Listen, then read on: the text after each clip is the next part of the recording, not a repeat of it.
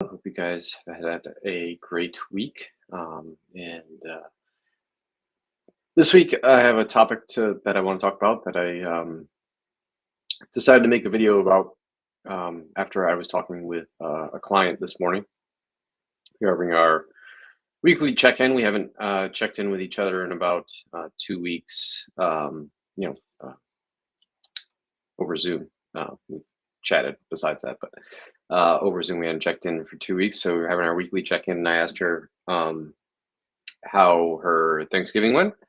Sorry, not Thanksgiving. I'm thinking Thanksgiving is next week. How her Halloween went, and she was telling me kind of a revelation she had, and she said to me, "Oh, I decided that on Halloween, I was going to eat whatever candy I wanted on that day, and I wasn't going to sweat it." And she said it was amazing because I had the candy on that day. I didn't feel deprived. I just had whatever candy I felt like having. She didn't go insane overboard with it, so she had a couple pieces of candy throughout the day. And then she's a young son, so they went trick or treating and did all the fun Halloween stuff um, with her son, and then she had whatever candy she wanted on that day. And then she said that her son's bag of candy has been sitting, in the house for what, I guess, 2 weeks now since it's been Halloween, and she hasn't had a single piece since. And she said that basically the fact that she let herself have whatever candy she wanted on that day um, allowed her to not let the bag of candy hold any power over her in the week after, right? Because she didn't feel deprived. And this is one of the things that I try to not only instill in my clients, but instill in all the content that I put out there. And I said to her, like, this is amazing. Like, congratulations. Like, this is, because one of her goals um, that she came to me with was that she wanted to be able to enjoy these types of situations without having to be overly restrictive and still reach her desired body composition goals. And I said to her that that's completely fine. Like, you have a young son, you're going to do these types of, participate in these types of holidays where there's going to be foods around.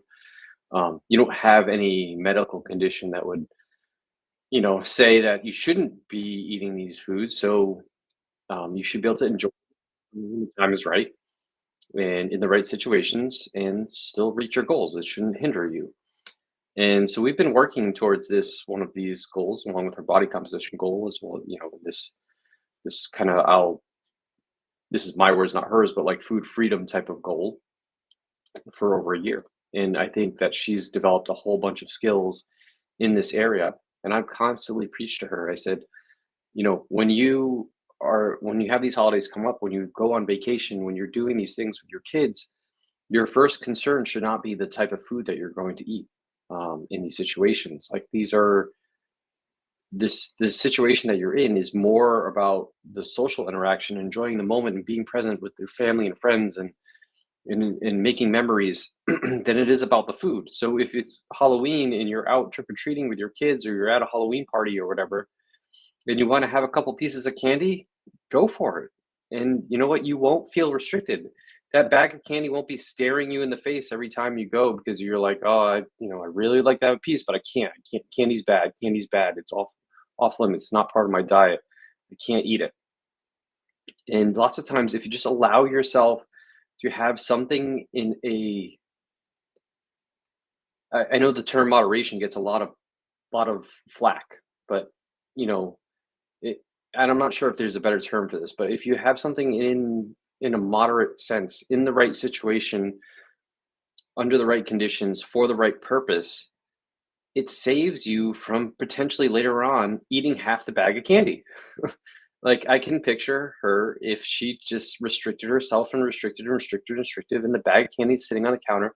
Eventually, the willpower that she's going to have a bad day. She's going to, you know, have a stressful day, maybe a poor night's sleep, And then all of a sudden, it's going to be free for all in that bag of candy. And instead of having a couple pieces over the course of a day, she's going to, eat half the bag of candy and you're going to go into it. Right.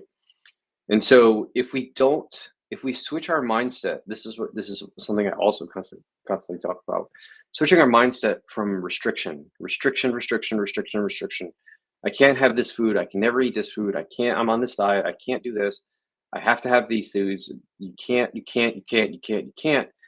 What do you think you're going to think about all the time? You're going to think about the things that you're telling yourself you can't have.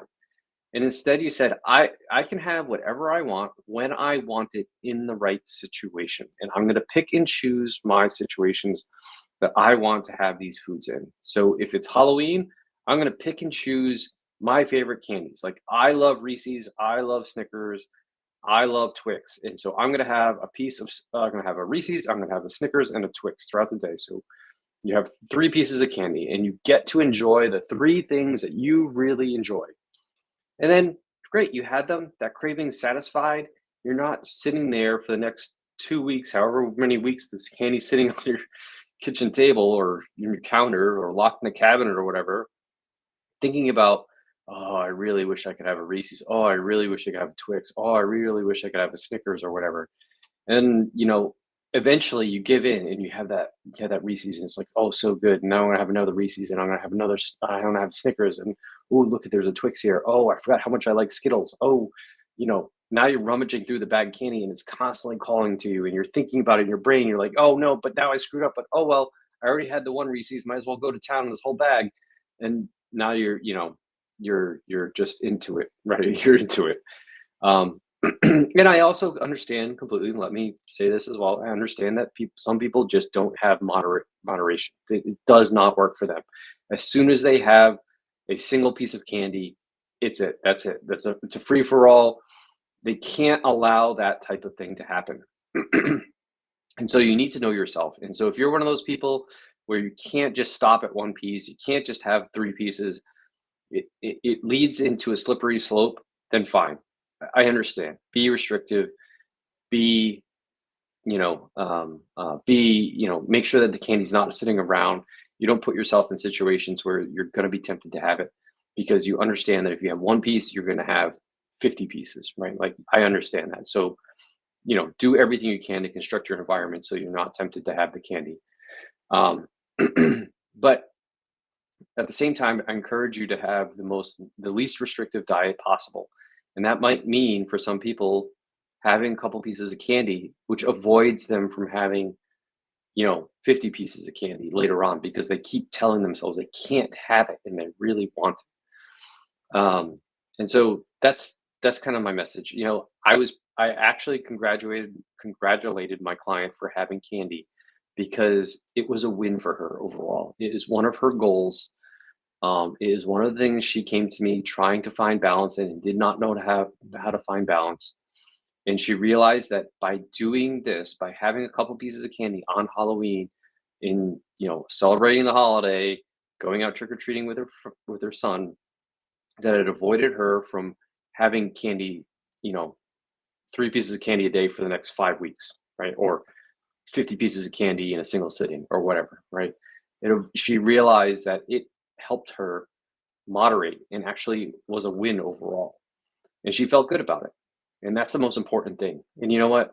She had the pieces of candy and her weight has been down, right? Like amazing. You had some candy and it didn't make the scale go up, right? Oh, who would have thought, right?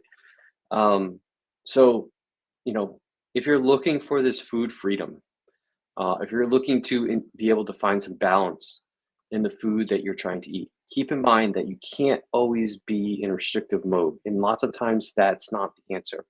To always say that you can't have the thing. Sometimes it just makes sense to have a little bit of the thing just to get the satisfaction and move on because it saves you from having a whole lot of the thing that you're trying to avoid later on or a whole lot of that thing and a whole lot of everything else, right? Because once you open the door, sometimes it's just like, oh, people have that all or nothing mindset. Well, I already had the one Reese's, so where's the sleeve of Oreos that I know has been hiding in my house that I really want as well? Or where's the pint of ice cream that I've been avoiding on top of that sleeve of Oreos? Um, you know, it really opens the door to some disastrous things later on. And so this is a more advanced technique. It's certainly not something I suggest in the beginning. There's a lot of other things that you can do to build upon, but it is possible to get to this place. Like I said, this is something we've been working on with this client for over a year now.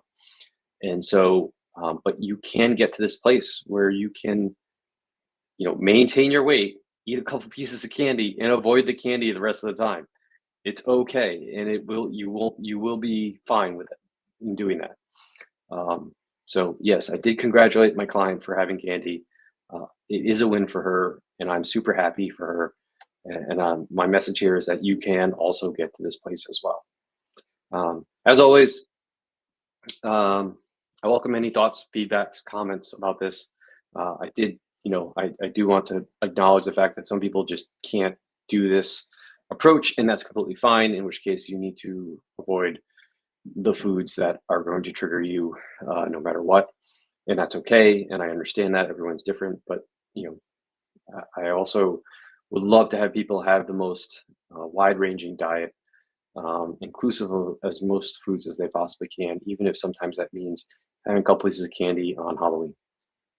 Just my thoughts. But if you have other thoughts or other questions or comments or want to know more about how this client actually got to this space, what the things we work on and the mental things that we, both mental and dietary and exercise wise that we work on, please let me know in the comments. I'm happy to answer any questions and provide more videos with more information on my approach to reaching this point. Um, if you, as always, if you want to get all the content that I put out, which helps people reach this point for free, the best way to do it is to join my newsletter. You can scan that QR code in the top, or you can go to rjbhealth.coach, click on the newsletter link at the top, and enter your email address and sign up for the newsletter. I do have a wait list for my clients for one-on-one coaching right now. So if you'd like to join that, please go to my website. Again, rjbhealth.coach. Click on click on the button on the homepage to schedule a discovery call, fill out the form, and we can get you on the list for the next time I have a spot open. And I will be creating a video next week because it is Thanksgiving here in the US. So taking so much needed time off and not putting out any content next week for the holidays and being with family. And I hope and encourage everyone in the US who's celebrating Thanksgiving to do the same. And so I'll be back in a couple weeks with another video, and I'll talk to you all soon.